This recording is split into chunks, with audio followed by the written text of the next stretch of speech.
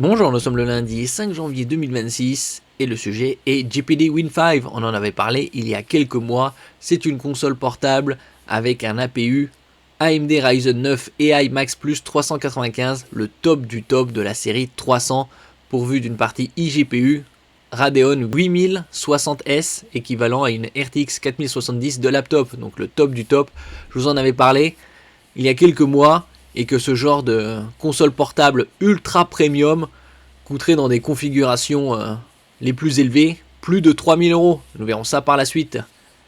GPD Win 5 atteint un taux impressionnant de 93,5% des FPS, c'est-à-dire des images par seconde, de la PS5 dans Alan Wake 2 en 1440p, malgré le format du facteur très compact de cette console portable.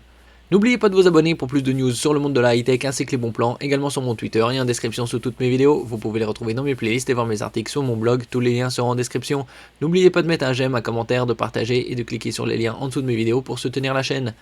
Les tests de Digital Foundry montrent que l'APU Strix Halo GPD Win 5 pousse l'ordinateur de poche à 93,5% des performances de la PS5 dans Alan Wake 2 à 1440p.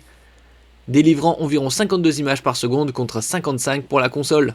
Donc très impressionnant, il faut rappeler que la console PS5 est sortie il y a 5 ans, fin 2020. Le GPD Win 5 a été lancé le 17 octobre 2025 et s'est avéré être une machine compacte et puissante qui égale les performances de la PlayStation 5 dans un format compact. Après son prix, il y a différentes déclinaisons, c'est très onéreux.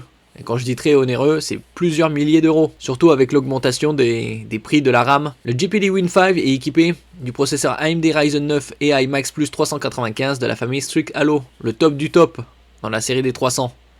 Donc il a 16 cœurs, 40 unités de calcul RDNA 3.5, une interface 256 bits et une bande passante de 256 Go par seconde. Il est construit sur une puce plus grande de 440 mm que la puce Viola de 280 de la PS5 Pro. Alors que le Strix Halo a été initialement conçu pour les ordinateurs portables et les mini PC afin de fonctionner à 140 watts, il tient toujours la route sur le GPD Win 5 avec une consommation d'énergie allant de 7 à 85 watts, ce qui est très élevé pour une console portable 85 watts, avec un point d'équilibre à 50 watts. Par exemple en Full HD, la performance est de 85,6% par rapport à la PS5, soit près de 47,3 FPS, qui passe à 51,47 FPS au mode performance FSR2.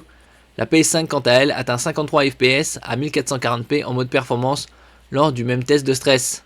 Il y a également des concurrents comme Ayaneo et One X Player qui propose également ce APU Strix Halo. Et ici on peut voir par exemple GPD Win 5, Ryzen AI Max Plus 395, 32 Go de RAM LPDDR5X, 2 Teraoctets de SSD à 2720 €. C'est extrêmement onéreux. Et ça c'est la version, on va dire légère. La suivante, avec 2 fois plus de RAM et toujours la même quantité de SSD, on dépasse les 3000 €. On est à 3110 €. Ici temporairement en rupture de stock. Et le top du top, 128 Go de LPDDR5X, dont 96 Go peuvent être alloués à la partie Radeon 8060S en tant que VRAM, et 4 Teraoctets de SSD. Là on est à 4000 €, 3980 €, 4000 €, 4 Teraoctets. Donc là on entend dire c'est ultra premium plus. Y a-t-il un intérêt avec un prix aussi élevé? Non. Quand ça descendra peut-être sous la barre des 2000, ça restera toujours élevé en termes de prix. Mais on va dire, entre guillemets, que ce sera un peu plus raisonnable. En tout cas, c'est pour montrer les perfs qu'on peut avoir dans une console portable qui ressemble à une PSP. Là, on est sur du 7 pouces Full HD 120 Hz avec AMD FreeSync et une batterie de 80 Wh détachable. En ce qui concerne la connectivité sans fil, Wi-Fi 6E, Bluetooth 5.3. Là, du très haut de gamme. On en avait parlé il y a quelques mois.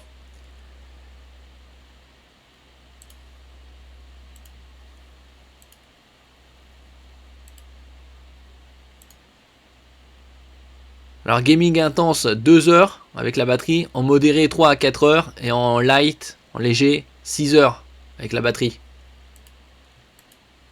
Là, les emplacements pour les cartes micro SD, mini SSD.